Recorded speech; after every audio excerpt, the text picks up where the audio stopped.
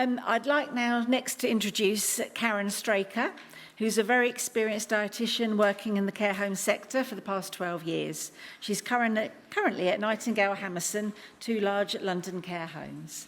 Caryn has a particular interest in how to ensure great nutrition and quality of life in the frail elderly population. So welcome, Caryn.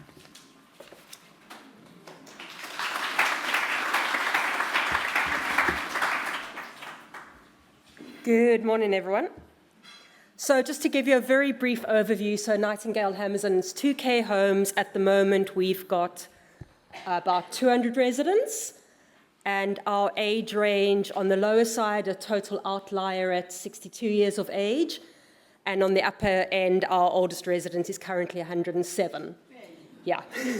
When I started in the job 6 years ago, I remember being told that our average age of admission was 93 years of age, and that residents are generally coming to spend their last 1,000 days, so about the last 3 years of their life with us. So in today's talk, I don't have a lot of time, and I tend to ramble on a bit, so we're going to cover basically what are our requirements for meeting residents' nutritional needs in care homes, a bit about a food-first approach, some of the challenges in managing things like small appetites, looking at some innovation to address quality of life, and then how do we avoid those inevitable food fights when eating and drinking becomes more difficult. So just to give you an idea, within the care home setting, we do have national guidance that guides us. And I'm sure a lot of you are familiar with the Health and Social Care Act, and we've got Regulation 14, which is quite a long regulation, but essentially it makes it quite clear that within a care home environment, we have to be able to meet the nutrition and hydration needs of our residents, irrespective of what those are. And for instance, it states things like that a variety of nutritious and appealing food should be available to be able to meet people's needs. We also have CQC, so Care Quality Commission, who come and inspect, and they've got requirements, including things like the need to screen residents for malnutrition. So every single resident on admission to a care home needs to be screened for malnutrition using a validated screening tool, and that has to be repeated at least on a monthly basis. So within the UK, the most prominent nutrition screening tool is the MUS tool, the Malnutrition Universal Screening Tool. Sorry, my slides have jumped around. And that's the one that we would use within our care home. So obviously part and parcel of that is weighing residents. So once again, residents are weighed on admission, and at least once a month thereafter. We do have some residents who are on more frequent weights if it's a requirement from the GP, or if we've got concerns about the residents, we would weigh them weekly to pick up problems sooner rather than later. And then what CQC also require from us is that we've got a clear management plan. So in other words, a nutrition hydration care plan that tells us how we manage that residents' nutrition and hydration needs. One of the big problems we have in care homes is malnutrition. And it's a lot more prevalent than I think what a lot of us realize. And I grew up in South Africa. And I remember in the 1980s, the 8 o'clock news used to love to bombard us with images of starving children in Ethiopia. And then as a student dietitian, things like kwashiorkor and marasmus were really prevalent in South African hospitals. And as a dietitian, I think for a long time, that was my view of malnutrition.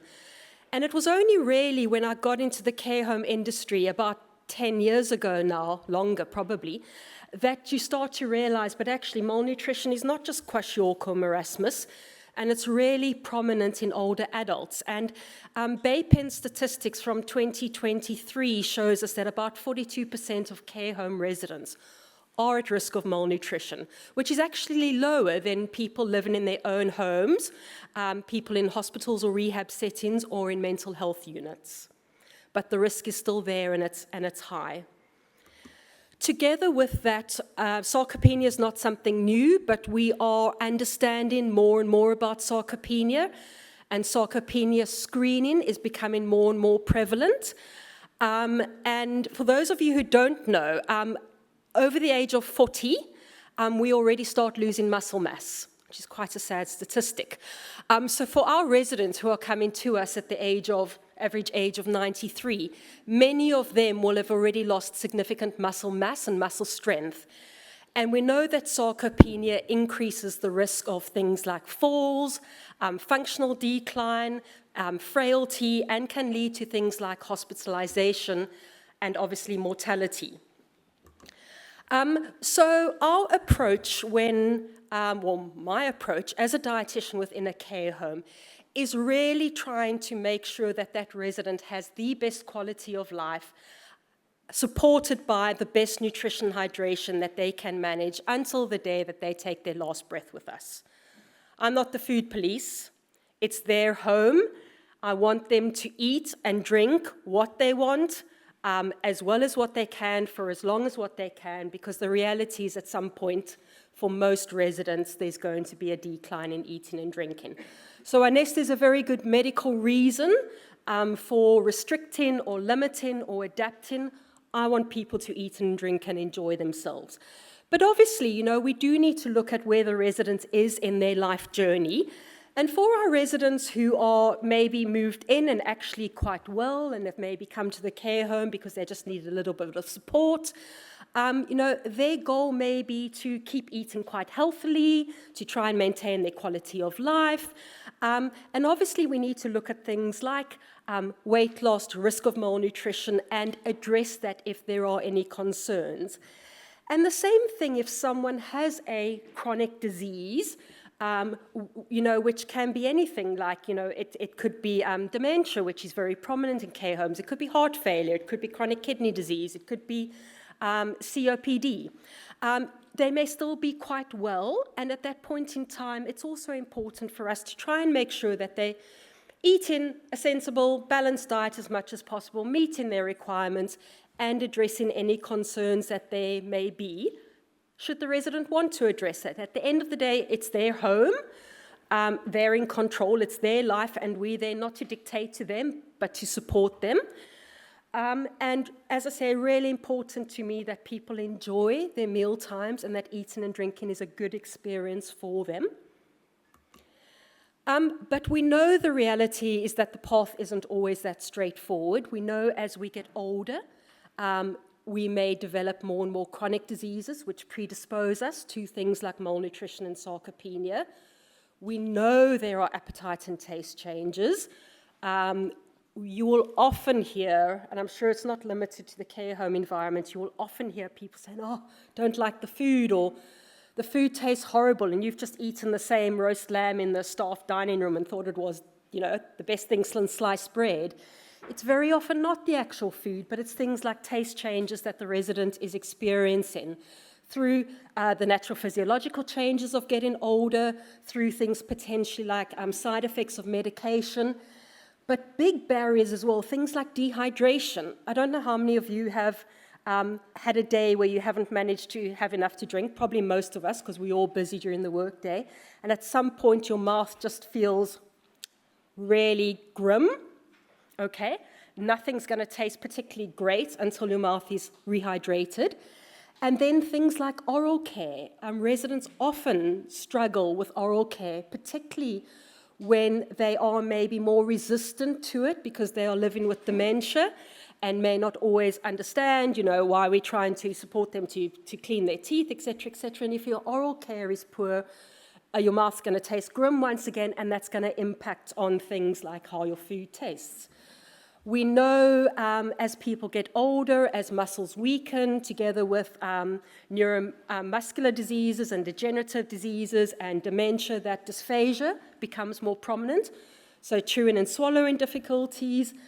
People feel full more quickly, particularly if people are sitting the whole day long or lying the whole day long and not mobilizing, not doing anything to actually burn off calories, stimulate their appetite. And then nutrition requirements do change as we get older, and I'll speak about that in a little bit more detail in a minute. What we know is that what unintentional weight loss as a consequence of poor eating and drinking does is that people start having difficulties with their ADLs, their activities of daily living, which means their needs for care increase, which very often has a direct impact on their quality of life. And as I said in the beginning, my aim is to try and make sure that people have the best quality of life for as long as they're with us for. So how do we support residents who are at risk of malnutrition and dehydration? Well, the British Dietetic Association, together with National Association for Care Catering, launched new guidance for care homes in June last year, which has been incredibly helpful, particularly for care homes where they may not have support of a dietitian or may not even have qualified chefs or catering companies. I mean, care homes back home in South Africa, we just had people who were good at cooking, who had a love for cooking, who had no formal training whatsoever, who did the cooking in our care homes and in our hospitals.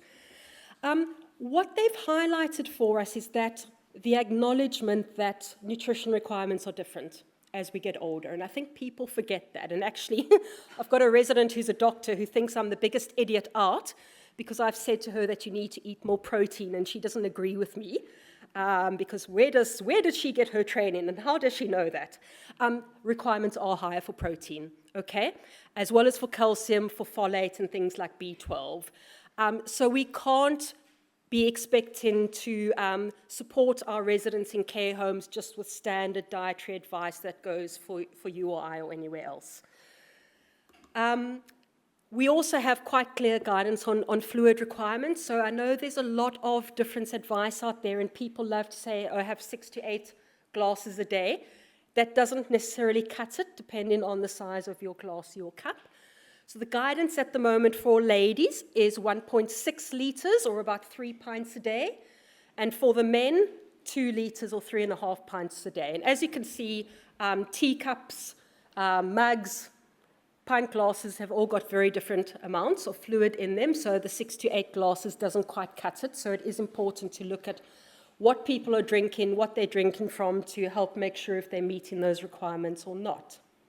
Obviously, that's standard requirements. You may have people who are fluid restricted due to things like heart failure.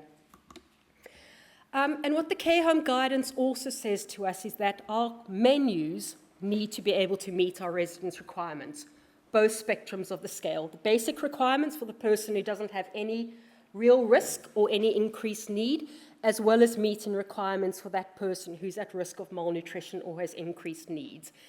And just as a matter of interest, you need to meet about 2,000 calories and 75 grams of protein per day. What's important to understand is, just like everyone else, people who are at risk of malnutrition also need a wide range of nutrients. It's not just about chucking butter and cream into everything someone eats. And it's also important to recognize that it's not just about prescribing a supplement, Ensure or Fortisip or whatever else. Sorry if I'm treading on anyone's toes, but there are no magical ingredients in oral nutritional supplements. There's a time and a place for them, 100%, but it's not the standard treatment for someone who is not eating and drinking well, necessarily. Okay, and eating and drinking is also more important, or really important, in other aspects of life. It's not just about nutrition and hydration. It's about engagement, it's about emotional support, psychological support, all of that. So within a care home environment, what we are really trying to do is to use a food-based approach, and that includes 3 key areas. So we talk about nutrient-dense fortification strategies, so not just cream and butter, nutrient-dense snacks, and nutrient-dense drinks. So to give you an idea, so yeah, gone are the days where it's add cream or butter to everything people are eating. Why? Because cream or butter gives us fat, and that's it. So yes, it can help with weight, but it doesn't help with muscle. It doesn't help with constipation or anything else. So we're trying to add ingredients to food that actually gives more than just calories, stuff that can provide protein, can provide fiber, can provide vitamins and minerals, and help improve the well-being of that resident. So think cheese, egg, milk powder, Greek yogurts, nut butters, pea protein powder, soya protein powder, etc., etc. Fortified milk, so full-fat milk with skimmed milk powder added to it, can be your best friend. And that's used, porridge, cereal, tea, coffee, hot chocolates, etc., etc. And when it comes to snacks, we don't just want the Victoria sponge, which might taste quite nice, but not really offering us much at tea time. What about things like cheese and crackers, or a cheese scone, or malt loaf, or banana bread, or a falafel, or Greek yogurt, or the list goes on and on and on. And what I want to illustrate to you there as well is, two 40 sips a day, or 2 Ensures a day, or whatever else, give you about 600 calories and about 20 to 25 grams of protein, depending on what the supplement is.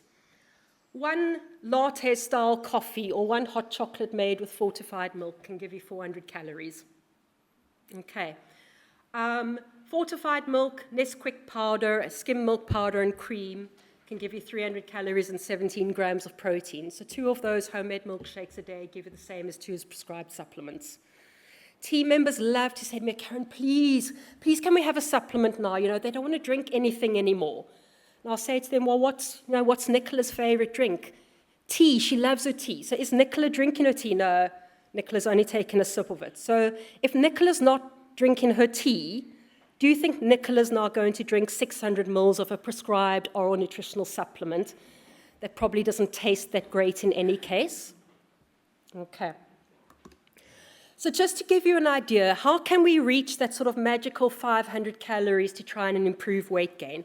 We can do it quite easily, and we can do it without supplements. So, for instance, a hot chocolate with fortified milk, a tub of Greek yogurt, and a custard with a tablespoon of skimmed milk powder can give you 500 calories and 30 grams of protein. It can be done. Meeting hydration needs can also be quite difficult at times. And what's really important for us to understand in our care home and palliative care environment is it's not just about drinking water, okay? Any fluid counts. And people still love to say you can't drink coffee and you can't drink tea, it's going to dehydrate you. Any fluid counts. And if someone is drinking poorly and tea is their favorite drink, would we rather have them drink nothing or would we rather have them drink tea? I know which one I'd want, okay? It's also really important, if someone's got a poor appetite, is drinking poorly, do we want to fill them up with water? Do we? No. We want to give them something to drink that actually is going to give them nutrition as well. So what I generally say, if eating and drinking is not a problem, weight's stable, we've got no concerns, by all means, we can encourage healthy drinking principles. But if eating and drinking is problematic, weight loss is a problem, risk of malnutrition is a problem, I would rather someone drink a milkshake, a hot chocolate, a milky coffee, a smoothie, a fruit juice, something that's actually going to give them nutrition on top of that. And we mustn't forget about the contribution that food can make. So things like milk in your cereal, jellies, custard, soups, all of those things can contribute to fluid intake as well. And something I think we forget about a lot is people may not be drinking or eating well because they're struggling to do that independently. And the solution is not to take over. For a lot of people, that's undignified. It's taking their independence away, they're resistant to that, and they are not going to open their mouth if you are trying to stick a spoon in their mouth or force them to drink. So quite often it's as simple as the cup. I mean, have you seen the standard cups that we have in hospitals and care homes with a tiny handle that if you're lucky you can fit one finger through? And then if your chin is slightly tucked down or slightly back, I mean, you're going to pour the cup of tea over yourself before you even get it into your mouth. So it's thinking about what cup, mug, glass are we using. It's thinking about the weight of the handles, the color, the mouthfeel. Sippy cups, the most vile thing ever invented. And once they've been washed a couple of times, they have the most horrible mouthfeel to them. And particularly if they're a thick plastic. If you've never drunk your cup of tea out of one, please drink. your cup of tea out of one, and you will never expect a resident or a patient to drink out of one again. So have a think about that. And the same thing comes with eating or drinking. And I'm going to plug Reach by Nightingale Hammerson, because they've got amazing videos on there about adaptive plates, bowls, adaptive cutlery, cup speakers, etc., etc. So if you want to find out more information, please do go and have a look. There are innovative products out there, something called jelly drops. So jelly drops were designed by a young guy, Lewis, whose granny was in a nursing home, and they provide nutrition. One of those pots, which has got about 9 sweets in, gives about 50 mils of water, so you would have to have quite a bit to get in a large amount, but it's something that can be quite useful. Just an FYI, they can't be used for residents who have swallowing difficulty. So if there's dysphagia being diagnosed, those aren't safe. So just be aware of that. And then don't forget about positioning. If someone is positioned poorly and falling out of their chair or having to expend all of their energy to keep themselves in an upright and suitable position, they are going to be exhausted. And they are not going to be able to support themselves to eat or drink, or even probably have the energy to respond to you supporting them. Whereas if they are well supported in their chair, they are more likely to have the energy then to actually be able to focus on an activity like eating or drinking. So a quick case study to illustrate when things go well. So this lady, I think she was 96 when I went to see her for the first time. She had always been very slim. To use a cliche, one of these older ladies who's eaten like a bird her whole life, and I think has looked after her figure and always been lovely and slim. And the first time I went to see her, she said to me, "I'm in a hurry to get off this earth. Please don't do anything to delay that." And she had full capacity to make that decision. As I said, I'm not the food police. I'm not there to force anyone to do anything. I said, absolutely fine. That's not a problem, but I'm going to keep an eye on you if that's okay. And I did for a while, and she did really, really well. Then, quite a bit later, she deteriorated a bit, quite a bit actually, lost quite a bit of weight at that stage. My score was 4, 11% weight loss, BMI of 17, so high risk for malnutrition. So I went to see her again. She said exactly the same thing to me. So I was like, okay, this time I need to try a different approach. I said to her, I hear you, but while you're on this earth with us still, I want to try and make you as comfortable as possible and give you the best quality of life. And you know, what I worry about is you've got really thin now, and I worry that you could develop a pressure injury on your bottom. And we spoke about that a little bit briefly. And she said to me, you know what, it does feel quite sore when I sit down. I said, yes, because you've got no fat on your bottom. She's like, oh, okay. So she agreed to some intervention. We started with fortified hot chocolate and a homemade milkshake. She discovered Maltesers, and boy, oh boy, the big boxes of Maltesers don't come fast enough. Many hundreds of Maltesers later, fortified milkshake, hot chocolate, and an improved appetite. She's gained 9.75 kilos in weight and gone to must score 0. But things aren't always that straightforward. And sometimes people aren't able to eat and drink despite all her interventions, and sometimes chronic diseases come to the fore. So meet Tom. Tom became a resident in August 2018 at the tender age of 56. Had already been living with a diagnosis of Alzheimer's for 2 years. At that stage, mobilizing independently, must score 0, but quite a high dependency on support for his ADLs. Fast forward to 2021 is when we started seeing the biggest deterioration. At that stage, I remember laughing at some of, particularly the shorter carers, because this was quite a tall gentleman with a long stride, and he used to walk around the whole day long. And some of the shorter carers were literally running behind him to try and, 3 steps to his 2. But at that stage, we noticed a decrease in mobility, and he was now starting to need more supervision and support, and an increase in his ADLs, and, sorry, bottom of my slides cut off. At that stage, his weight started to increase because his mobility was decreasing. And his wife was quite concerned because he had always been a slim gentleman. He had always done his exercise to keep his weight under control, and he's now getting a little bit of a tummy. And she was quite worried about that. And I was very much aware of what the future held for him. but she was very concerned about this. So we worked with her to really the minimal we could do to not restrict him, but to make sure he didn't gain weight. Anyway, we go to 2022, risk of choking identified in March, no interventions needed. By June, he was in a tilt-in space wheelchair.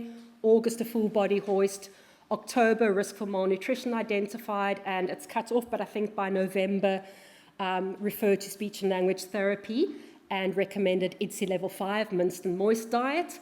Things deteriorated quite quickly. By January, downgraded to a pureed diet. By April, CPAP was initiated for obstructive sleep apnea. You can't see, but the weight decreased quite significantly. By January, he was further downgraded onto level 1 thickened fluids. By December, to level 2 thickened fluids. Weight continued to decrease, despite, obviously, me being involved and interventions. Fast forward to current state, he's 62 years old, fully dependent on all ADLs. Weight is stable for the moment, but you can see he's down to 58.4 kilos. I think he was something like 93 kilos initially. BMI of 18, on oxygen, 2 liters for comfort. Needs nebulizing before each meal time to help clear secretions to allow him to eat, but still opens his mouth to eat and drink. What you haven't seen on that slide is that he has been on GSF code C, week's prognosis, since December 2022. So, how does our shift focus? So we're going from someone who's relatively well, where we're looking to keep quality of life or improve it, prevent malnutrition or reverse it, to anticipating changes, deciding on priorities, aiming for best quality of life, pleasure, and care. So I'm out of time, so we need to start being realistic. It's not about weighing necessarily. If it causes someone discomfort, we're not going to weigh. It's not about trying to meet nutritional requirements or keep weight stable, prevent malnutrition, because clearly, despite all our interventions and all our attempts, the disease condition, the cachexia of the dementia and stuff, is causing continual weight loss, continual muscle loss, etc., despite all our attempts. So it really is about keeping Tom comfortable, keeping him safe, allowing him to eat and drink for pleasure, for as much nutrition as we can get in, keeping him comfortable, keeping the quality of life to the best of our abilities. Last thing I want to mention is when drinking becomes really difficult at the end of life, there is something called the BioZoom machine, which a lot of speech and language therapists are using. It's been designed for people who are nil by mouth. I'm using it at the end of life where the resident or the family are desperate to provide a drink, but the swallow is not safe and drinking is actually causing someone huge distress. This machine and its little sachet takes any drink, and I mean anything, and it makes it into really, really, really fine bubbles that dissipate on the tongue. So we're not going to meet hydration, but we can give taste and we can have pleasure. And we used it very successfully a few weeks ago in a resident who was dying, who was desperate for a cup of tea, couldn't mouth seal, coughing horrifically. We used that in the last sort of 12 hours of her life, and it was able to provide her pleasure when the last thing she wanted was a cup of tea. So it's not about restrictive diets, being the food police, depriving people of what they want to eat or drink, or fighting about it. It's been individual, person-centered, practical and realistic, and focusing on enjoyment of food and quality of life. Thank you.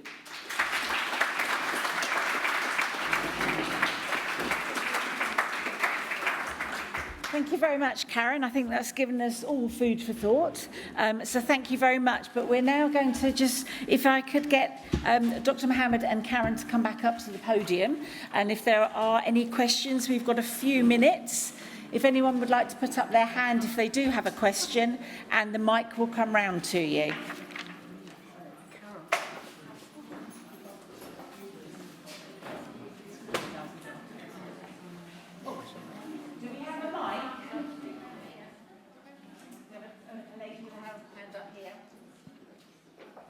Julia. Hello, both of you. Thanks for those lovely presentations. So, first question is, do you unfortunately lose patients as a result of the side effects of immunotherapy? And you mentioned at the beginning some, sort of miraculous situations, but the toxicity seemed great, and I wonder if sometimes it actually leads to a fatal outcome. And sorry, may I ask a second question? And that's particularly, the nutrition was also really interesting, about dental care. Some years ago, I was looking at the whole issue about dental care, and in many care homes, the poor residents lose their dentures. Nobody cares about them. Their mouth shape changes. Do you have regular sort of dental technicians or somebody coming in? Because without dentures, people can't eat. Thank you. There's a particular case I think that illustrates your question quite well. So I remember very clearly a lady who was in her 80s who had metastatic melanoma, but was on single agent pembrolizumab and was on that for about 2 years now. With stable disease, everything was going really well. So I think that in itself is a victory, and she was doing really well. She was in great spirits, in great health. But then, I don't know what clicked. All of a sudden, she developed skin toxicity, which initially we were treating effectively, creams, steroid creams, antihistamines, etc. But within a 2 to 3 week period, it quickly escalated into what they call transepidermal necrolysis, TEN syndrome or Stevens-Johnson syndrome. It was an overlap, which, if any of you know about it, is a pretty fast progressive, very aggressive inflammatory immune condition of the skin. And she basically died of that with a superadded infection on top. So it's tough, isn't it? Because you get these really nice outcomes, but you also have these horrible situations that arise. It is rare that patients get these horrible situations and die from them, because now we have the infrastructure to pick these things up early and to deal with them. So it is a bit of a lottery. My personal take on this is it's not about which receptor you're testing for, PD-L1, PD-1. I don't think that's the key thing here, because that's what everyone's focusing on, who's eligible for immunotherapy, who's not.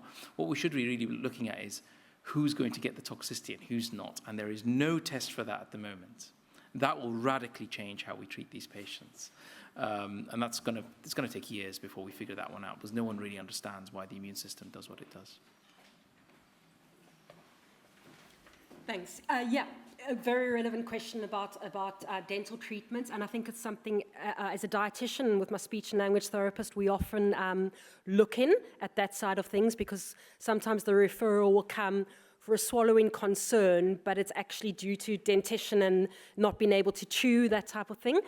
So we do make use of dental services who can come in and see residents, and we do make referrals to them if we're concerned, and looking to rule that out before we kind of go to a true dysphagia. I have seen people eat without dentures. So we have had, I can think of one resident who came to us with dementia, who was already quite an advanced stage of dementia. And I'm assuming at some point, what happens with weight loss is the shape and size of the mouth changes and the dentures don't fit anymore and they become uncomfortable and they fall out. And also if they're loose, they can become a choking hazard on their own. So people often remove the dentures and choose to eat without them. But some texture modification is usually required to enable them to do that successfully.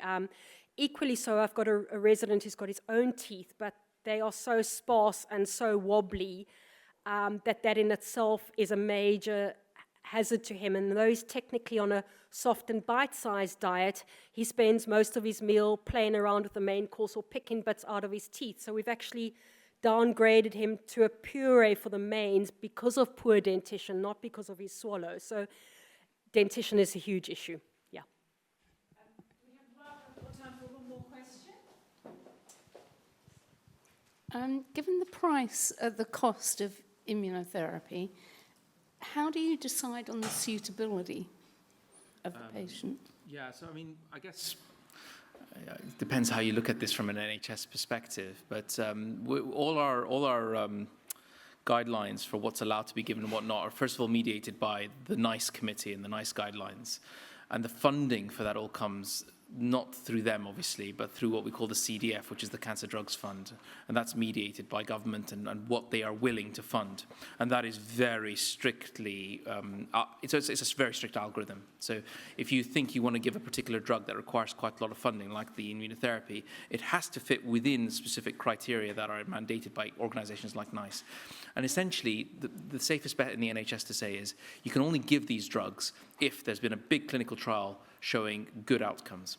So actually, there are lots of immunotherapy trials showing benefits with good outcomes, but they are not NICE approved and not on the CDF, and we can't give them on the NHS because they are not seen as cost effective.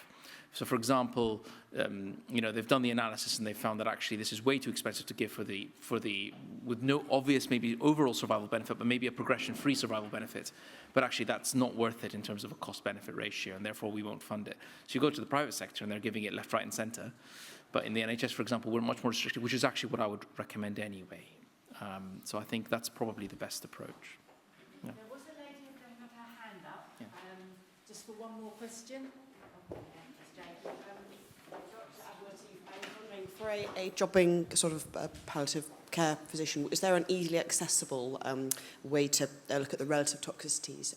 Because all the ibibimabs all sound the same to me, and there's so Yes. many of them. But in terms of a quick reference guide that we'd be able to just judge whether or not we're particularly concerned about the toxicity of a combination. Yeah, so I think all of the MABs, if they are within the immunotherapy class, can cause the same side effect spectrum, right?